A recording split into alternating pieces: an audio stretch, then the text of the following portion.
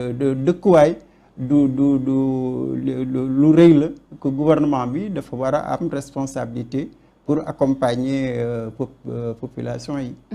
boom démographie war nañ ci aussi bàyyi xel bu baax parce que mun nañu wax ne lu ëpp si population sénégalaise bi ñoom dañoo concentré wu rek fii si Dakar bien vrai que mun nañu wax ne yeneen région yi am na ñoo xam ne laal nañ si mbënd bi mais donc comme nu mu nekkee fii si Dakar tey est-ce que jotul état bu Sénégal réfléchir par rapport ak politique de décentralisation bu sérieuse pour que les populations mun a dem vers les régions. Oui, est-ce que loolu du nekk une solution aussi pour lutter aussi contre ces inondations? Mais li nga wax dafa am solo. Gis nga dañu juum ñun ci suñu yoon.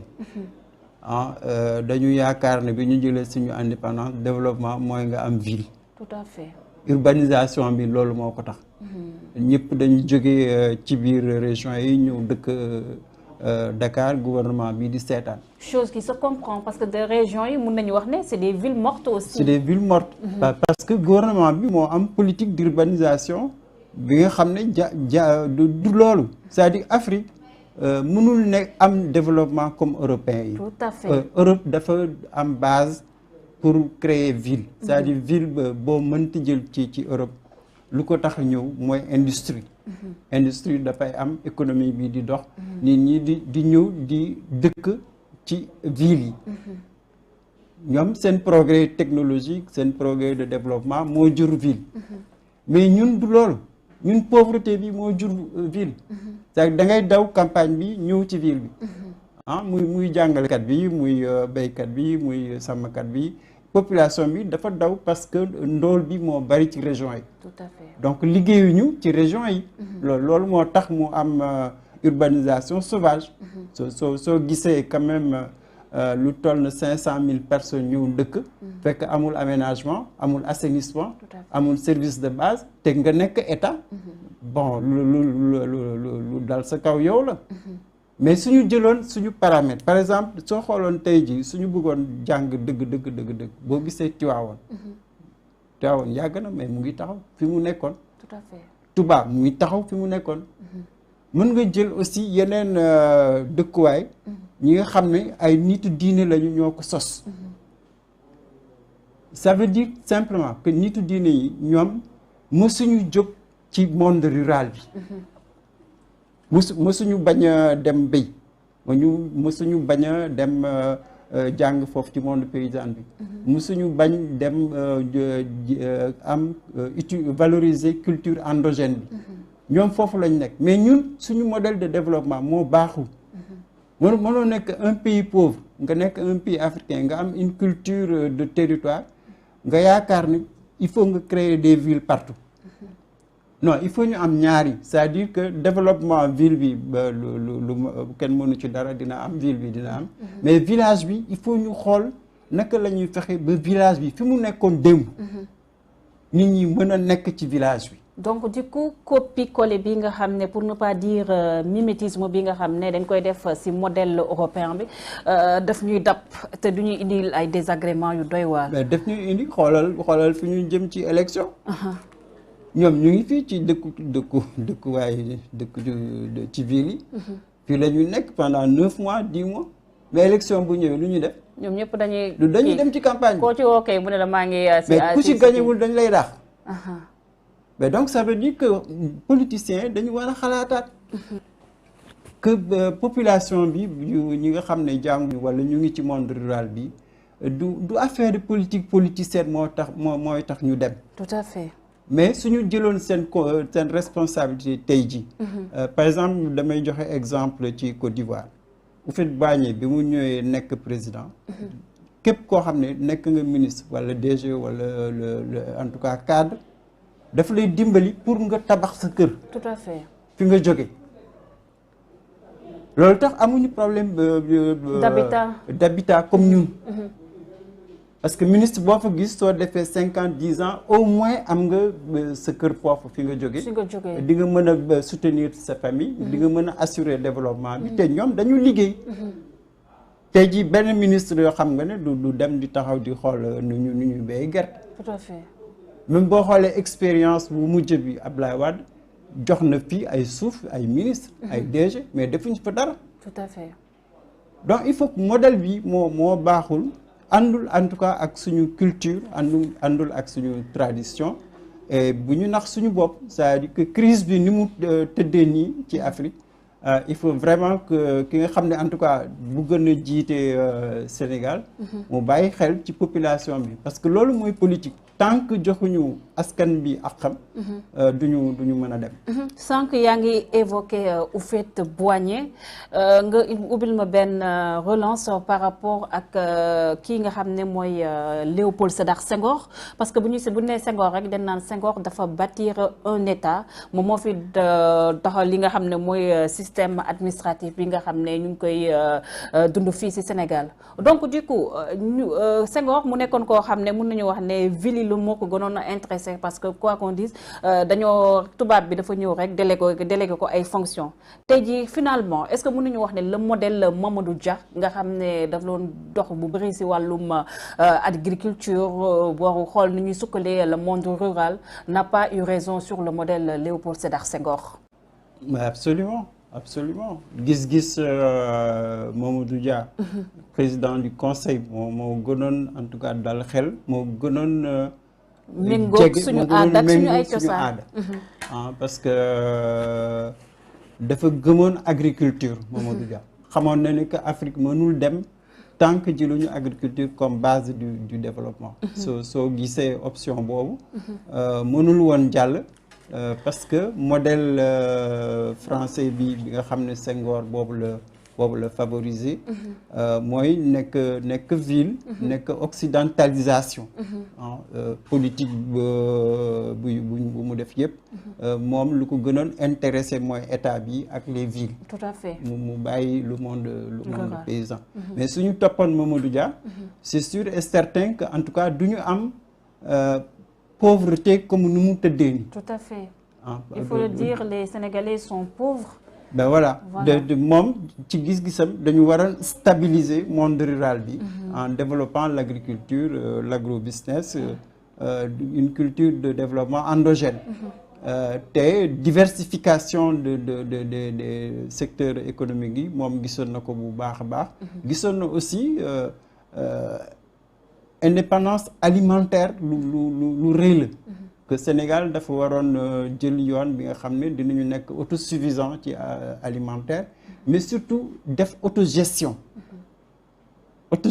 suñu toppoon Mamadou Dia doo gis tey ji monde rural bi politiciens ñooy bëgg a gérer monde rural bi ak Mamadou Dia dafa bëggoon am une élite locale bi nga xam ne dina mën a taxawal askan bi dina mën a développement li mu doon ko gënoon yitteel mooy développement à la base donc loolu mooy différence am moom ak Senghor c'est vrai que aussi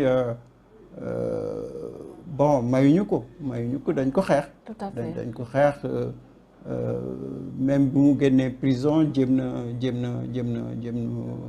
lawal li nga xam ne gëmoon na ko mais ba léegi sénégalais yi comprendre ñu parce que même boo xoolee ci wàllum diine Dia lu muy bind ci l'islam dafa bari xamoon na ne que c'était un érudit xam na ne que développement Sénégal il faut ñu dugal nitu diine il faut ñu dugal l'islam ci culture ci système éducatif ci organisation sociale bi bon loolu malheureusement tey jii boo gisee politiciens yi ñoo aakimoo lépp sëriñ si mu ngi ci daara bi amuñ benn moyen ce qui fait que même en tout cas éducation religieuse bi mënul dem à la limite boo gisee tey jii ni ñu suufalee école coranique xale yi suñ fay dem dañuy yelwaan amatul njàng alxuraan donc loolu yëpp pour wane ni que bon ñoom Macky Sall seen génération la ak ñeneen ñoom ñoo nekk tey ji acteur politique mais il faut ñu jox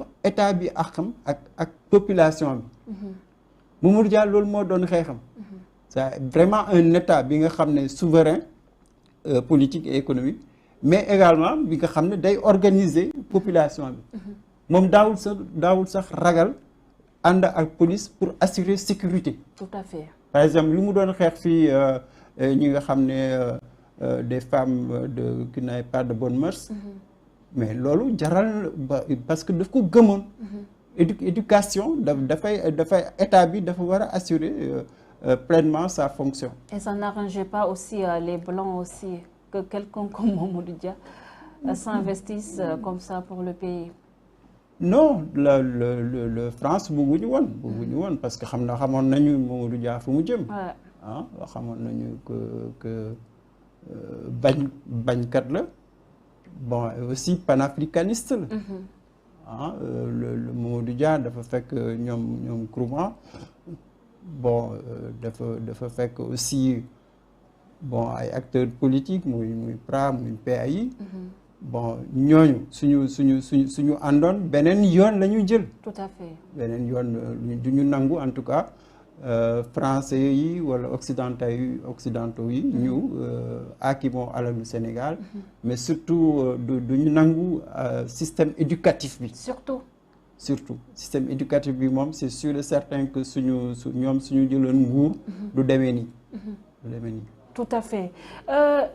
Dañuy wax wàllum causes et conséquences yeeg ak nit yi nga xam ne ñu ngi ci biir ndox bi mais monsieur Sy koppar gi 500 milliards ñii naan 500 milliards ay milliards yoo xam ne chaque jour rek yaa ngi koy dégg ñu dem ba banaliser ko fii Sénégal rawatina ci xeex li nga xam ne mbënd fii parce que ñu bëgg ko ñu bañ ko kii di président Macky Sall injecté na fi ay milliards yu bëri mais finalement on a comme l'impression que xaalis bi duggul fu mu war a dugg.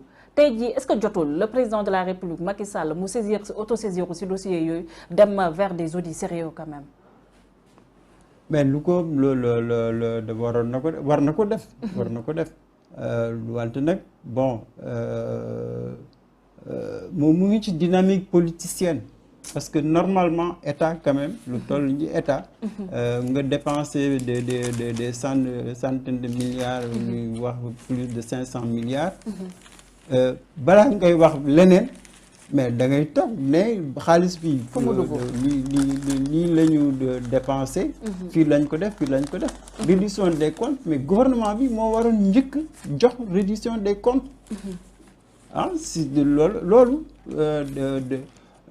su ko président deful su ko gouvernement deful mais assemblée nationale loolu mooy rôle am def nañu commission d'information ci parlement bi mais dañu waroon jógaat def une commission bi nga xam ne d'enquête pour su fekkente ne gouvernement bi deful lu mu war a def assemblée nationale loolu mooy rôle bon ñetteelu yi mooy justice président waxul gouvernement waxul assemblée waxul mais justice dafa war a xool dépense publique la donc kan moo jëloon responsabilité mais justice am na droit dem def enquête. mais est-ce que yaakaar nga ni suñu justice bi anu mu tëddee nga xam ne ñoom magistrats yi sax dañuy jooy par rapport ak indépendance de la justice ñu gisoon ci aussi ku mel ni comme Ousmane Sonko yëkkanti woon na fi problème de 94 milliards de francs CFA yi nga xam ne gis neen carrément position bi nga xam ne justice am na si ak yeneen scandale yoo xam ne mun nañoo wax ne ba tey